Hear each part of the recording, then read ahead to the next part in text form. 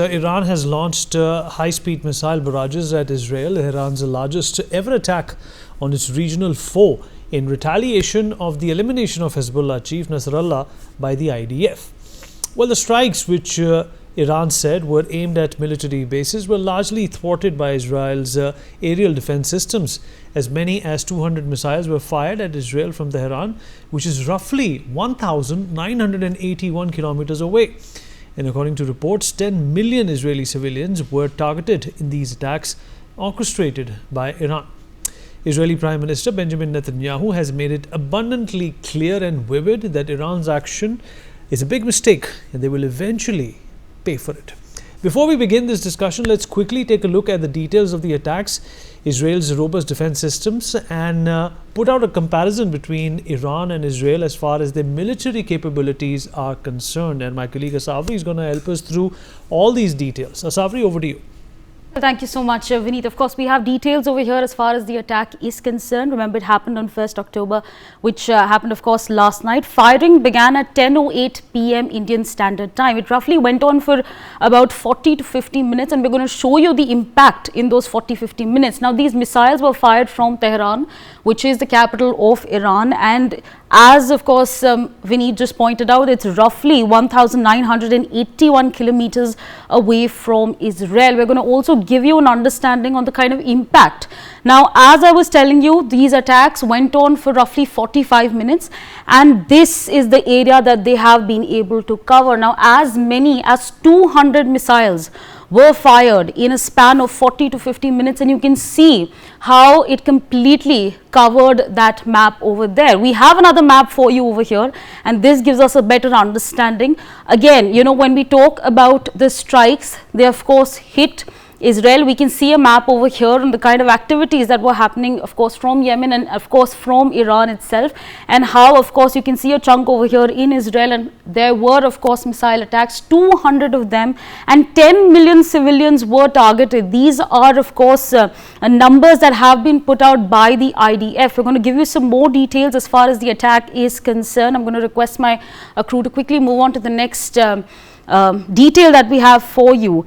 Alright, so as soon as these attacks, and these were unprecedented attacks, they were not exactly expected to take place that specific night, but there were loud sirens that were heard across Israel. Now, here's another detail that I want to put out. When we talk about the first attack that took place back in 2023, 7th October, it was on the Shemini Atzeret holiday, and this one, which has taken place on 1st October 2024, it happened on Rosh Hashanah holiday. These are two holidays that are celebrated by the Jewish community. Now, again, more details we have for you. Civilians rushed to bomb shelters. Luckily, there have been no civilians who have been, there are no casualties in fact that have been reported in these attacks that did in fact take place. As far as the IRGC is concerned, 90%, and this is a statement that they've put out, 90% of the projectiles hit their target. So whatever they wanted to do, we saw that map over there and how it completely covered the whole of Israel. They're saying and they're claiming that 90% projectiles hit their target. So these are again some details that we have for you as far as the attacks are concerned. Now we're going to talk about why and how Israel was able to sort of sheltered itself. There were no casualties that were reported. We have over here the Israel air defense system and how it essentially operates right here for you. So when we talk about the missile distance range, we have of course the Iron Dome, the Divot Sling and Arrow system. So over here, of course, it can take up to 2,400 kilometers targets. When we talk about the David Sling, it takes up over 300 kilometers, targets from 300 kilometers. And here we have the Iron Dome, which is again recognized as one of the strongest and most powerful defense systems. It in fact can take up 70 kilometer targets. Here we again have the altitude. Now we can of course see over here, the Arrow system intercepts long-range ballistic missiles up to 100 kilometers. The David Sling intercepts medium to long-range missiles up to 15 kilometers. And the Iron Dome intercepts short-range rockets 10 kilometers. So this, of course, gives you an understanding on how robust this system truly is. These are the details that we have for you, and we're going to quickly move on to some more details as far as the comparison between Israel and Iran is concerned. The comparison right here for you. The total population of the two countries, Israel stands at 9.5 million vis-a-vis Iran. We of course see a big difference over there, 88.5 million. So that's the population comparison of the two countries. We have more details for you. Active personnel. Israel has roughly 1700 active personnel at this point of time, compared to Iran, which has 610 active personnel at this given point of time. So that's again, you see that difference right over there. We have more details for you as far as the military strength is concerned. Reserved personnel. Now Israel has 4,65,000 reserved personnel currently, and Iran has 3,50,000 reserve personnel currently. So you see how this completely shifted from when Iran had the bigger number over there. Defense budget, and again a big difference right over there. Israel's defense budget at this point of time is $24.4 billion, and Iran's budget is $9.9 billion. So we can see, of course, Israel there putting in a lot of its money into its defense budget. Let's also now talk about its military strengths.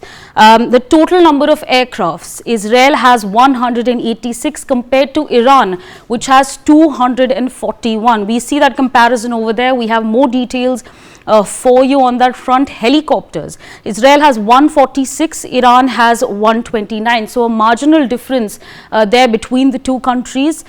We have more details for you. Tanks, Israel has 1,370 compared to Iran, which currently has 1,996. So we see, of course, the comparison between the two countries. Let's talk about armed vehicles. Israel currently has 43,704 compared to Iran, a 20,000 jump over there, 65,765. Again, a comparison for you over here to just give you a perspective on, you know, whether if this war were to continue and however it would continue. These are of course some numbers one should reflect on.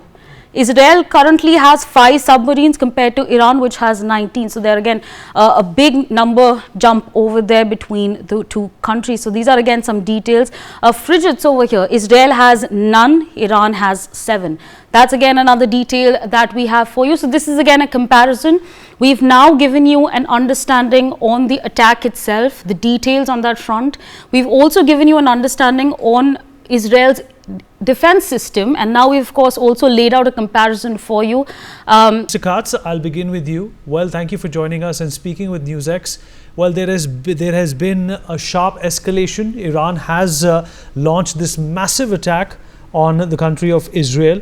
My colleague Asavri just took us through, you know, some of the numbers which pertain to the specific military capabilities that both these countries have. But obviously, you know, we are not military experts over here. It's impossible for us to analyze how does that spell out in terms of whether this war is going to be won by Iran or Israel. That's not the question here. But the fact of the matter is that we are at the precipice of a situation, Mr. Yaakov Katz, that Israel has to be very, very particularly careful of, because it is surrounded by adversaries. What do you make of this current situation that Israel finds itself in, with the Americans also standing by to help whenever necessary? Well, I don't know that the comparison between their military numbers and Israel's military numbers is the right way to look at this. Because sure. That's what I said in the beginning. It's not. That was just information. Yeah. Right. We're not expecting an Iranian ground offensive in Israel, and we're not expecting an Israeli ground offensive in Iran. Sure. However, there's no question that this is a powerful country, and it is an enemy that has significant capabilities. And we saw them last night when they fired 180 ballistic missiles into Israeli territory. Some of them landed, some of them intercepted. This is nothing that we should underestimate. We've also seen over the last year, to the extent of which Iran has built up its army of terrorist proxies, whether it was Hezbollah in Lebanon, Hamas in Gaza, the Houthis in Yemen. And therefore, we are just seeing further illustration of how Iran is the greatest generator of chaos, bloodshed, and terror today around the world. I think what's needed now in this moment is leadership that will show the Iranians that this type of conduct will not be tolerated and that they will pay a price directly in Iran. Because let's keep in mind that until now, they have never been attacked inside Iran. They have not suffered for their action. They have not been punished for their action. We instead keep it. Israel's operating in Gaza. Israel's operating in Lebanon. Israel has struck at the Houthis in Yemen. But the Iranians believe they have immunity. And until they change, that calculation changes, only then can the reality change. That's a good point. That's a very good point that you have made. Ambassador Trigunayat, how do you look at the situation? Obviously, Israel is not in NATO, but it's a very important non-NATO ally, as we all know. And the Americans have always pledged, regardless of the criticism that, the Prime Minister or Israel has faced of, whatever is taking place in Palestine or Gaza, we're not going to get into that. They have massive support. And Iran is definitely cognizant of this, that if Israel is attacked in a certain way, they will have a barrage of countries unleashing hell on them. But they're still getting into this. Why? Well, in the region, and as Mr. Katz also knows, Iran and Israel suffer from this mutually assured destruction syndrome. And this has been there since 79, since the Mullah regime came. Prior to that, Israel and Iran were on the same side of the US. Now, since then, we have seen that Iran has continued to maintain its asymmetrical strength through the 4H that Mr. Katz also talked about, that is Hezbollah, Houthis, Kataib Hezbollah, and the Hamas. Now, that gives you a certain advantage on the borders of Israel. And that's precisely what Israel this time has tried to take out. Firstly, decimating the Hamas, and secondly, decapitating the major leadership of Hezbollah, trying to put them in a complete disarray. Now, that is something that has given them a certain sort of a victory.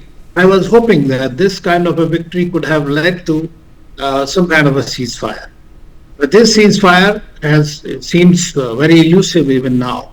Now, Iran, the situation, and if you were to objectively look at the reasons, the attack and killing of the Hamas leader Haniyeh in Tehran after the swearing-in ceremony of Dr. Pezeshkian, the Iranian president, who is trying to be a moderate leader, wanting to have better relations with the West and all that, was not in favor of escalating it further. And they have been saying this. But then internally also, when you don't react to the killing of the Hezbollah, the killing of the Hamas leaders, the attacks in your own territory and sovereignty, I think then they will be seen simply as a paper tiger.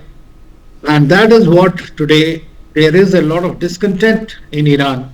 Already there is a discontent because of economic reasons or because of the policies that mullahs have followed.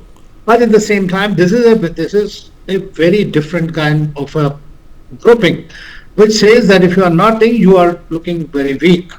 And so therefore, I believe yesterday, and again, as was mentioned, this is a holiday for our friends in Israel, they attacked 200 missiles, thinking that as many targets they can, but not the civilian targets. They did not make it so far. Now, they expected that there will be no retaliation and talking about it. So there have been high-sounding statements. Netanyahu's speech to the people of Iran, asking them to sort of a regime change and all that. Now, these are all triggers. I personally feel that nobody wants the escalation of the war. But the wars get escalated for many reasons. We have seen World War I, World War II, and today all conditions are ripe. And the regional instability is at its lowest today. And that is going to be a disastrous conflict. As far as the United States is concerned, and Mr. Netanyahu very well knows that currently the US administration is a total limbo. You have a lame duck president, but the deep state and the United States stated policy is to defend Israel at any cost. And this is what they will do and stand up. So irrespective of whatever Iran does or does not do, now a lot will depend on the Israeli response. We have seen what happened in April, that the Iranians sent up 300 or this thing, but they had shared the time and the way when they were going to do it with the Americans through Oman and their other interlocutors. Even now they have been talking to the Americans. So if somebody says they did not expect this to happen, then I think they were living in a fool's paradise. I mean, I always said that Iran is going to react. And does it react? Israel is also going to retaliate. How it does, to what extent it wants to take it, a lot will depend, the further trajectory will depend on that. Now, Iran, as was mentioned earlier by Mr. But Ambassador Trigunayat, what about the Arab world? Ambassador Trigunayat, what about the Arab world? You know, the MBS and UAE have said that they don't want any part in this. No, nobody wants a war, number one, because this will all kill their economies completely and will become a conflagration here. So nobody wants a war. Secondly, they are perhaps happier that the Hezbollah and the Hamas and Houthis that have been their nemesis have their reduced strength. At least they are not removed. They cannot be removed. It's also ideology driven. Israel is not going to be any more secure after this. It is going to face the same kind of a thing again after 5 years, 10 years, whenever these guys regroup. It's not going to go away as long as they don't address the issue of Palestine, because that is the fundamental issue that is going to come back to bite. So that is something in my view good to go. As far as Arab countries are concerned, they don't want to get into it. They have been trying to have some kind of a regional rapprochement with Iran, and that's been going on. We have seen a number of consultations during this war, with 1 year war with Gaza, between Iran and Saudi Arabia, between Egypt and Iran and all these countries. They have been working on it. Everybody is trying for some kind of a ceasefire and asking Iran to lie low. And I think that this, the new president tried stunt, but in Iran, as you know, the security of Iran, the IRGC, which is a Revolutionary Guard Corps, it directly works under the supreme leader, as they call him, Khomeini. And Khomeini, once he secured himself, going into the barracks or whatever, the secure place, he authorized this attack. Whereas I think President Dr. Pezeshkian, who said to be some kind of a reformist, was not in favor of it, but they are in a minority. So we are going to see an escalation because it is not going to just die down this time. But I don't know how Israel is going to handle all the 4 or 5 fronts. And if that's a great point that you have raised, Mr. Lali. The ambassador has raised a very important point that that is why we get to see such a long offensive on behalf of Israel when it comes to Palestine. They obviously want to nip this problem in the bud, but the issue is it really going to happen? Is this issue of Gaza and Palestine going to be resolved with this kind of an upheaval in the area? Vineet, I wish I knew this is going to be resolved, but let me tell you a personal experience. Growing up in the 90s, I'd gone to buy a bullet motorcycle for myself, in the west of Delhi, and I see some white individuals. I was too young to identify what country they are from, but they all tend to speak the same language and wanted to buy a used bullet. So I became friends. When I bought a motorbike, I found out that most of those people were from Israel, and it was sort of customary in the state of Israel that after the army training, which a lot of them had to go through, then they come to India and then they would go up to Manali and Dharamshala. And then after a few weeks, I read in the newspaper that the state of Israel had to send rabbis to council to bring them back because they were not willing to come back to witness the kind of turmoil their state has. Now, this is for the record.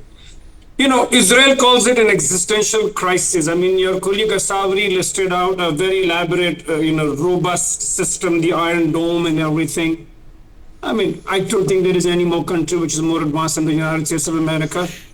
What did they get out of Afghanistan? I mean, all I know is after spending a few $1 trillion, they just turned bigger rocks into smaller rocks. They came to fight with Taliban and they gave all their equipment back to Taliban and went back home. So that ought to be a case study. And, Savri also said that the defense budget of the state of Israel is $24 billion. I'm not too sure. With the unconditional backing of the United States of America, if I was to do my math, I'm looking at $900 billion, which is at the disposal of the state of Israel, because the United States is absolutely in a lame duck position because elections are around the corner. The Jewish lobby is so strong, and no politician would want to take a decision.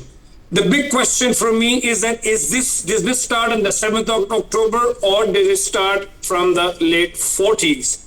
41,000 people have died until now in this last 1 year. 70% of them are women and kids. I mean, how do you justify that? And, the state, and unless, the state of Israel does not realize, as the Ambassador Arnold said, that there has to be a two-nation solution to it. There are European countries who backed it, and the kind of law that the way Benjamin Netanyahu, because he probably wants to stay out of jail, and if he has to do that, for all that he's done, he needs to, pull this war till the elections in America happen. I mean, they're calling Hezbollah a proxy. I'm not too sure, because the last time Israel in 1982 went to Lebanon, that's when, Hezbollah was born. Of course, now they might have, all sorts of, support. And the other thing is, I feel that this election is also, this war is also might going to help Donald Trump in the swing states, because the kind of stand he's taken and the last trip, all that, happened, the conversation between, Donald Trump and Benjamin Netanyahu. I think this war is not only such far-reaching effects that it is also going to affect us. It puts us in a tight spot. We have over 10 million expats. The oil prices are going to go up. Okay. And not to mention Russia and China are going to get their Well, that's a good point that you bring up, and I can see Mr. Katz does want to respond to what you have said. Mr. Katz, would you like to respond to what Mr. Lally has said? In fact, the footnote also is something that Mr. Lally, ended with, is that, amidst this invasion or this attack, Vladimir Putin has made a big move as well. He sent his top aide to Tehran. And these are optics basically showing that, they do not support Israel, they support Iran in this war. Well, I think that we have to recognize that Russia and the role that it's playing here has more to do with its posturing vis-a-vis the United States and Western Europe than it has to do with the state of Israel and its war against Hezbollah and Hamas in Gaza. The Middle East is just a chessboard for these world superpowers to play around with, and Putin is just posturing and sending a message to the Americans as well as to the British and the Europeans for that matter. Unfortunately, Mr. Singh is just regurgitating what he's hearing from the Hamas propaganda machine, right? To claim that 70% of the casualties in Gaza are women and children is a complete fabrication and a lie. Nowhere else in the world would anyone take at face value what a terrorist organization that is proven time and again to blatantly lie and just accept their numbers and spread them. When Pakistani terrorists invaded Mumbai a number of years ago, I don't think anyone would have then accepted what those terrorists' claims were. But for some reason, when it comes to the attacks against Israel by the Palestinian terrorist group Hamas, if they hide behind some name called the Gaza Health Ministry, which essentially is Hamas, people take those numbers and accept them. The contrary is actually true.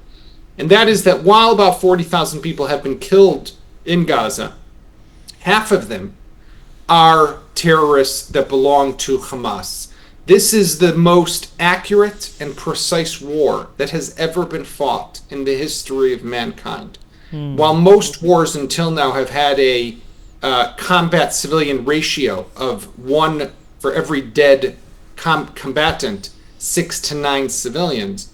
In this conflict, for every dead combatant, there is 1 civilian. And while every loss of civilian life is a tragedy, this is because of the way that Hamas, and Hezbollah for that matter, embed themselves in civilian infrastructure, hide their bases and their weapons and their rockets inside homes, inside children's rooms. We saw just 3 weeks ago, when 6 Israeli hostages were murdered in a tunnel in Gaza. Where was that tunnel shot?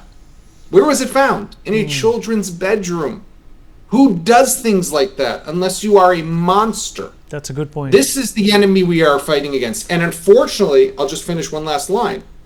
Unfortunately, we all have to realize this is the importance of this conversation. You see, this is part of Iran's strategy, right? They attack. They empowered their proxies to attack.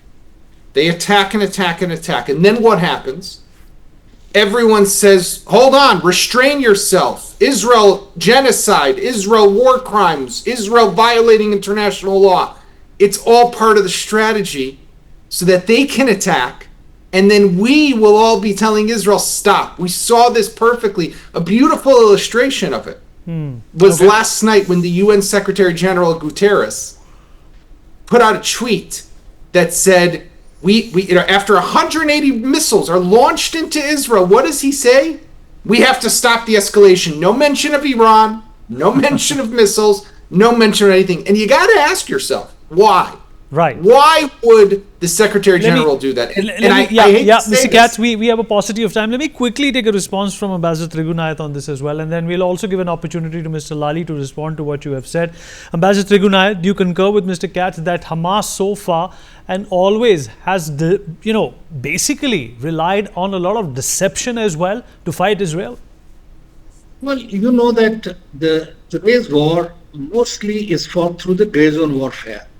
And whether it is Israel, US, Iran, in any country today is using these kind of, narratives. And there is no doubt, it's very difficult to justify the numbers. But these are the numbers that are being also provided by the United Nations. I have seen some of the stuff which is coming to me every day, really. I get it from the UNIFIL and others. So, this information which is coming, it clearly shows that irrespective, as Katz also mentioned, that every single casualty of the person is not. But what my point is that there are different strategies. Countries like ours has suffered for 40 years from terrorism. We have also fought terrorism continuously. There are strategies. We don't go after the population. We just annihilate the terrorists. And if the Israel, in my view, I may be totally wrong, they have all the information, intelligence and everything. So instead of teaching a lesson or trying to make a case out of it, if they had just taken out all the Hamas leaders, whom they know very well, they have been in their jails, and where they are, their whereabouts, I don't think they would have incurred so much of an international... Okay, all right, sir. So we have a paucity of time. I quickly want to, in fact, to get Mr. Lali and then wrap up. Mr. Lali, 10 seconds, please. Mr. Katz can learn from India that the way we've handled terrorism, as Ambassador Anil said, we don't put bombs in a pager. There could be a kid standing in a supermarket and his head gets blown off because Israel wanted to kill somebody through disturbing the supply chains. That's my limited point. Thank you.